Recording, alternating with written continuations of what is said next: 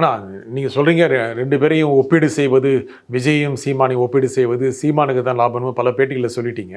ஆனால் சீமான் அவரை இந்த அளவுக்கு இழிவுபடுத்தி பேசுவது, கூட்டத்துக்கு கேலி பண்ணுவது என்பது இவர் கொஞ்சம் பயந்துருக்கிறாரோ அப்படிங்கிற எண்ணத்தை மக்கள்கிட்ட கொடுத்து அது சீமானுக்கு எதிராகவே மாற்றக்கூடிய வாய்ப்பு. நீங்கள் பயந்துருப்பாருன்னு சொல்லி சந்தோஷப்பட்டுடுங்க. 2026 ரிசல்ட் வந்து உங்கள் முகங்கள்லாம் கரிய பூசுறத வர தாராளமாக சந்தோஷப்பட்டுக்கிடுங்க. பயப்படலையா? தாராளமாக சந்தோஷப்பட்டுக்கிடுங்க. நான் சொல்லி சந்தோஷம் நான் படலை. நான் உங்கள்கிட்ட கேட்குறேன். அந்த கூட்டம் கலைஞ்சதுலுமே விஜய் அவுட்டுங்கிறத நானே டிக்ளேர் பண்ணிட்டேன். சீமானு அதை உணராரா? அதோட தெரியாதவராக இருப்பார் அரசியல் களத்தில் இருக்கிறவர். ஆனால் அவரை பார்த்துட்டு கிளம்பிட்டாங்க, அவ்வளோதான்.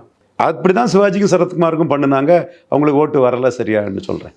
ஆனால் இந்த மாதிரி அவர் கேலி பண்ணுறதன் மூலம் அவர் ஒரு சிறந்த அரசியல்வாதி, கணிசமான எண்ணம் கொண்டவர், மொழி கொண்டவர். சீமானை சொல்கிறேன், அவர் பேசுகிற கில்லிங் இன் சைலன்ஸ் ஆகக்கூடிய சீமானுக்கு விஜய் கம்பேரிசன் பெரிய பப்ளிசிட்டி. சரி, நீங்கள் சொல்ல கமலஹாசன் கம்பேரிசன் பெரிய பப்ளிசிட்டி.